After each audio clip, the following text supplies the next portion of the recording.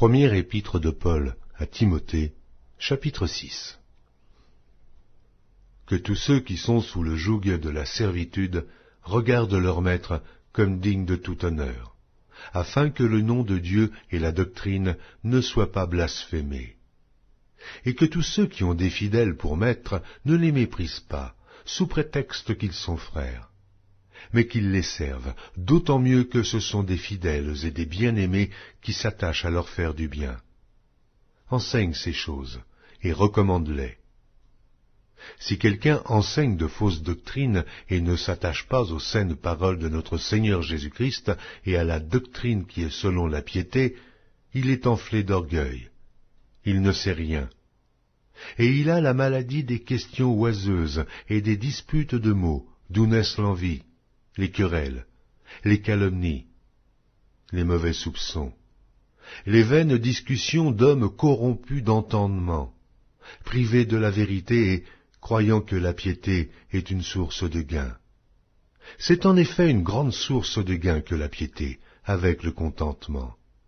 Car nous n'avons rien apporté dans le monde, et il est évident que nous n'en pouvons rien emporter. Si donc nous avons la nourriture et le vêtement, cela nous suffira. Mais ceux qui veulent s'enrichir tombent dans la tentation, dans le piège, et dans beaucoup de désirs insensés et pernicieux qui plongent les hommes dans la ruine et la perdition. Car l'amour de l'argent est une racine de tous les maux. Et quelques-uns, en étant possédés, se sont égarés loin de la foi, et se sont jetés eux-mêmes dans bien des tourments. Pour toi, homme de Dieu, fuis ces choses, et recherche la justice, la piété, la foi, la charité, la patience, la douceur. Combat le bon combat de la foi. Saisis la vie éternelle, à laquelle tu as été appelé, et pour laquelle tu as fait une belle confession en présence d'un grand nombre de témoins.